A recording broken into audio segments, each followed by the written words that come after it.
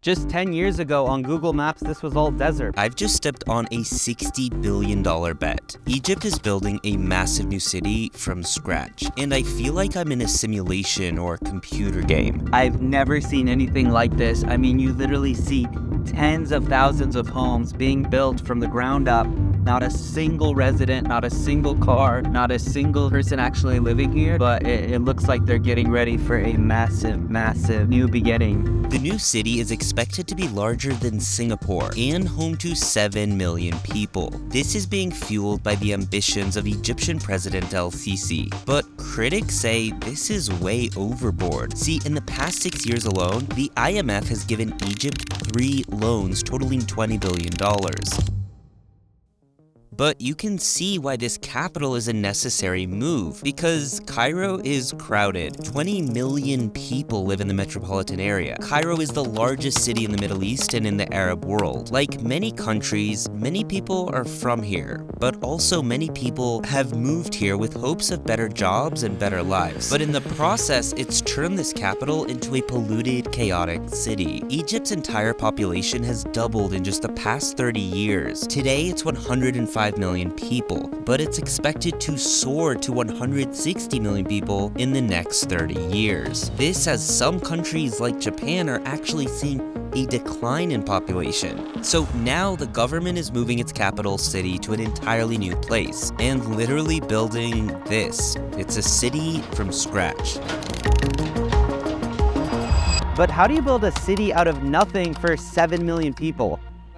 The pollution here is really quite crazy. Every day when I go home to my hotel at the end of the day and I take a shower, I just see black water coming off of my skin. Before I head to the new capital city, it's important to understand, well, its current capital. It's really quite crazy. And also, I Googled it. Pollution makes you quite fatigued. I've been wanting to sleep like 9 hours a night because my body's just not used to this pollution. It's really unfortunate. Tens of millions of people living in such a polluted city. The pollution in Cairo is 11 times the limit that was determined by the World Health Organization. And with that much pollution comes a lot of health risks. The reason for such bad pollution is a mix of things. You have energy used by homes, the cars, manufacturing, and power plants. It all causes this dark haze that might seem like a cloudy day, but it's actually just pollution. Behind me is the US Embassy in Cairo, but not for long. What's really interesting is that I've walked the full perimeter of the US Embassy according to Google Maps, and there's not a single place where it will label itself as the US Embassy or not a single US flag. And this is all deliberate, I have to imagine, in case something happens. It's not really meant to be known where the US Embassy is, or the US government doesn't want images to be seen of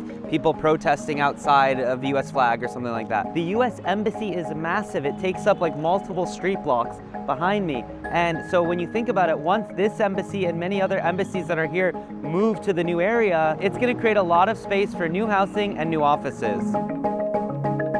So you've got the US Embassy behind me, you've got a lot of different embassies around this area, and you have government buildings, you have the Opera House. This is the heart of Cairo. You have so many buildings here, and you can see why it would be so congested, because there's not a lot of space for cars, there's not a lot of parking places, there's not even really sidewalks in half of these areas I'm walking in. This street is lined up with building after building. So many different ministries are here. The traffic is crazy. Constant congestion, constant honking. You can really understand the need to move this capital here. Behind me is the Italian embassy, and it's crazy how much traffic it adds because you have barricades of security that are outside the embassy. The embassies are just half the battle. You have the embassy, but then you have all the security and the barricades that extend outside of the embassy, and that only adds to the congestion.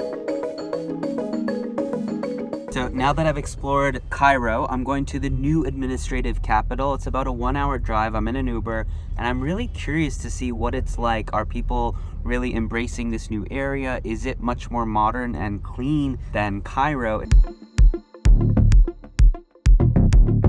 It's crazy. You see more construction trucks than regular cars. You see more oil tankers and trucks that are bringing raw materials than you actually see cars. Literally see thousands of homes here, thousands of homes, and they're all brand new. I've never seen anything quite like this. Would you consider moving here for a job? Yes. You think the wages will be better, the salary? هي الفكرة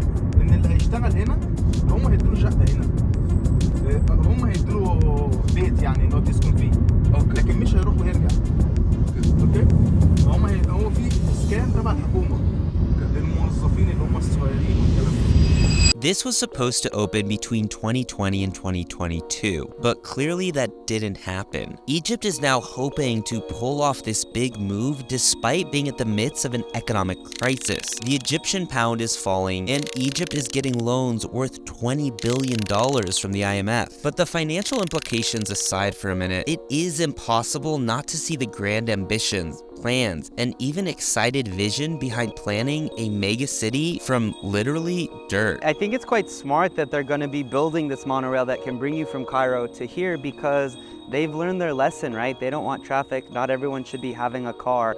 The most efficient cities are ones with really good public transit systems. So now this is their opportunity to build a public transit system, urban planning, everything from total scratch.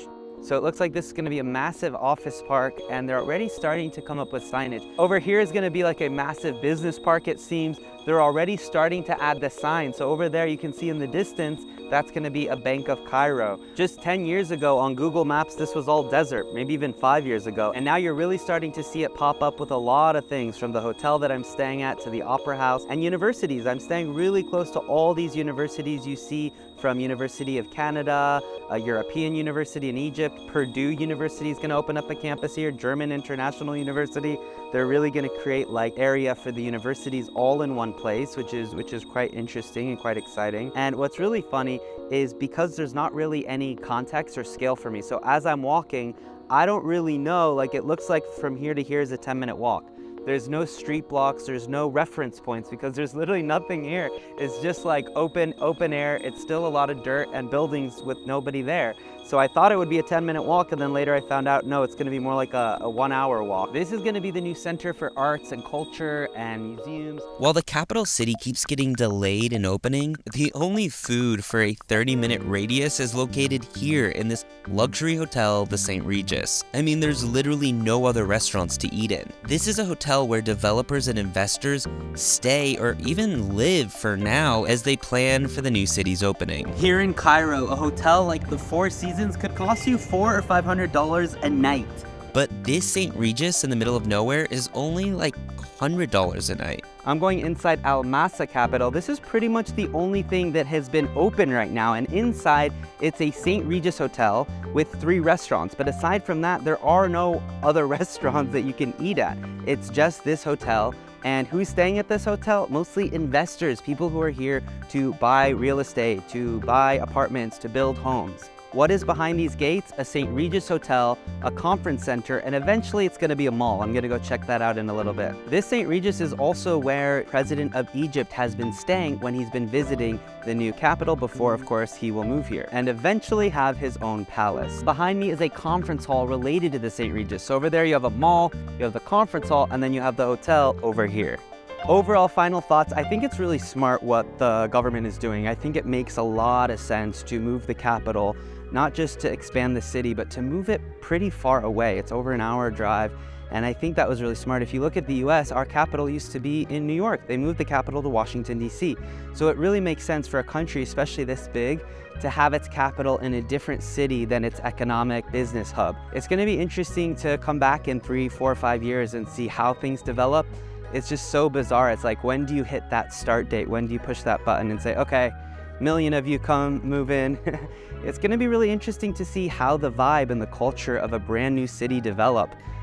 It's pretty exciting, and gotta be honest, it's kind of inspiring too. I also made a video about Indonesia and why it's moving its capital from Jakarta to Borneo. You should check that out. But in that video, a lot of people I spoke to were really upset about the move because they're gonna be essentially cutting through a jungle in order to build a massive new city. So I see both sides of that debate. But here in Cairo, most people I talk to are very excited, they're very supportive, they're very proud and excited for what's to come. I mean, it just makes sense.